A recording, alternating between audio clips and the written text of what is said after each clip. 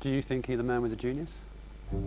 Kubrick. Yes, I think Kubrick was a man of genius, of real genius. I don't think everybody in the world likes all of his movies. They are not like anyone else's movies. They're not exactly real. They're surreal in a way that not very many directors know how to do. He once said to, I believe it was Matthew Modine on Full Metal Jacket, after a certain take, and Matthew said, "Ooh, that felt good, that felt real."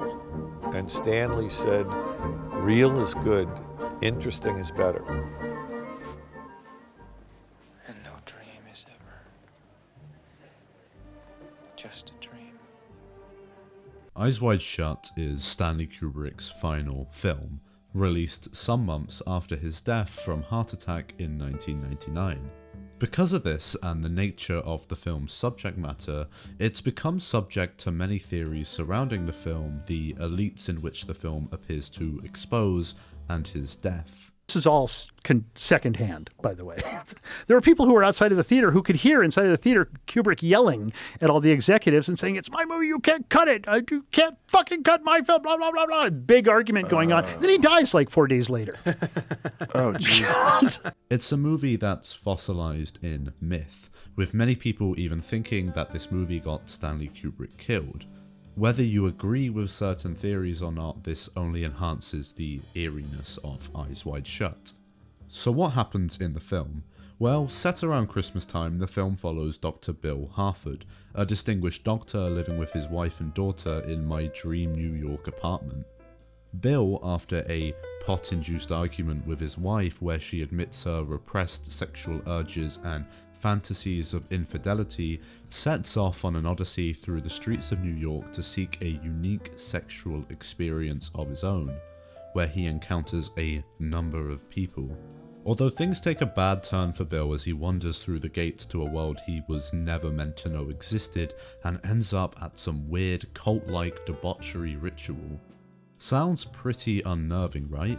So what if I told you that for my money, this is one of the best Christmas movies of all time? Kubrick's Swan Song is one of the most festively terrifying movies ever made without ever actively diving into any common tropes found within the horror genre.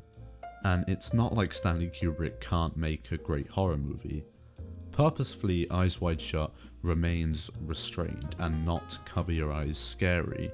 His quote-unquote expose of the 1% is restrained. We're watching Bill enter this world of untamed sex and debauchery through the keyhole of a door we can't and don't want to yet unlock. The film walks along a tightrope on two different levels: the thrilling erotic marital drama and the deep incomprehensibility of what is going on within the highest classes of society. It suggests that we, the audience, are asleep. We are dreamers trying not to fall into the abyss. Perhaps that waking up and confronting the truths will, like in some Lovecraftian sense, mean the end of us. After all, the film's title is Eyes Wide Shut. We may be aware, but however aware we are, we shouldn't look. There is, though, an undeniably deep and rich festive background to Eyes Wide Shut, but the warmth from those diffused incandescent Christmas lights perhaps only permits deeper shadows and harshness to its cold and intimidating red and blue tones that seep in throughout the film as Bill gets trapped in the city's stone maze. Being set at Christmas is vital. With the holiday's veneer of tradition and family, Kubrick, despite often being thought of as an emotionally distant filmmaker, crafts a clearly intimate atmosphere. He wastes no time to get the audiences comfortable and intimate with Bill and Alice and their marriage, and the jealousy and repressed sexual urges that result from it. The film opens in their apartment as they're getting ready for a high society Christmas party, and their rushing around getting ready is presented with such naturalism. Bill's odyssey seeking a unique sexual experience is prompted by an argument with Alice after the Christmas party. They're arguing about their marriage and sex life, in which she reveals that she fantasizes about cheating on Bill, specifically with this one sailor she once briefly had an interaction with. It's one of the most realistic depictions of a marital argument. Both Tom Cruise and Nicole Kidman perform this excellently, but I think it's the relaxed nature of the scene in their warm bedroom and bedtime attire, or lack thereof, which really sells it. The production design does an incredible job at making the apartment feel truly lived in, giving it such personality.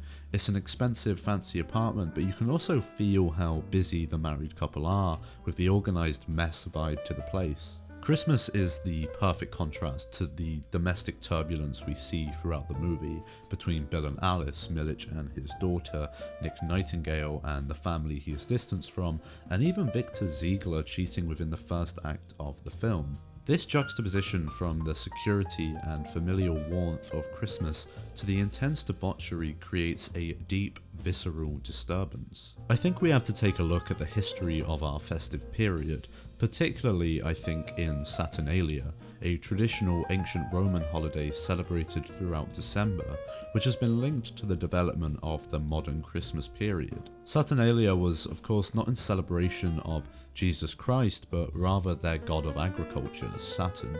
It saw a relaxation of certain domestic norms, the big ones being that gambling and male infidelity were overlooked and, in a sense, encouraged during this time period. Saturnalia offered a temporary release from the rigid structures of Roman society and allowed people to often explore their primal urges. Kubrick uses this as a framework for Eyes Wide Shut, in how behind the festive warmth there's a certain group of people who feel released to explore this instinctual primal urge. The masked orgies within the film can be seen as a modern Saturnalia ritual, and just as Saturnalia allowed a temporary suspension of moral codes, these elites in the film are using their privilege to explore these taboos anonymously. In almost every scene, almost every frame of the movie, there is something alluding to Christmas. However, with no religious connotations, there's no cross or mention of Jesus, but there are decorations, presents, and Christmas lights. Except in the mansion, where any symbolism of Christmas just vanishes. It's a stark contrast from the rest of the film, but the only moments of the film where tradition, even tradition as twisted as what's being displayed, still holds a power. Eyes Wide Shut takes place in the 90s, where Christmas has perhaps transitioned from its history of Saturnalia and of the celebration of the birth of Christ into its modern commercialization. The only mention of a traditional Christmas figure comes from the mention of Santa from Bill and Alice's daughter, and the end of the film specifically takes place as they're shopping for Christmas presents. To me, in the film's most disturbing moment, which doesn't come from the explicit orgy and cult portion of the film, is where Bill goes back to Millich's fancy dress shop to return the clothes he wore to the party, to find Millich offering him his own underage daughter. Just the night after he was wailing and threatening to call the police on two men seeking to exploit her. In how Millich commodifies his own daughter, Kubrick is creating a powerful observation on domestic commodification, and again is using Christmas as a warm background to expose something far more chilling. Despite everything that Bill and Alice go through in the film, at the end they reach that classic Christmas movie trope of family reconciliation. Alice in the final scene says not once but twice that she is grateful that they got through the adventures. But like with everything else in the film, at a cost. Because there's an obvious eeriness to the scene, a sense of foreboding. It's in the performances and the way the scene's edited and blocked in this busy toy store that something bad is about to happen, but we won't find out. Now, there are many theories behind this ending, the most common being that their daughter is being kidnapped. I've not really ever paid too much attention to this theory, and I'm not sure if I entirely agree with it, but it's not hard to see why people come to that conclusion when much of the film is a juxtaposition of Christmas, using Christmas as a background for something far more sinister and transactional. I don't think Eyes Wide Shut would work set any other time of year. Despite Christmas never being celebrated in the film, the holiday season is such an integral part of the film's atmosphere, themes, and aesthetics. It didn't just give Kubrick and his crew an excuse to fill scenes with colourful lights, but perfectly fits thematically. Christmas is incredibly important to Eyes Wide Shut, and for that reason I think it's easily one of the greatest Christmas movies ever made, although perhaps not one you'd sit and watch with your family on Christmas Eve.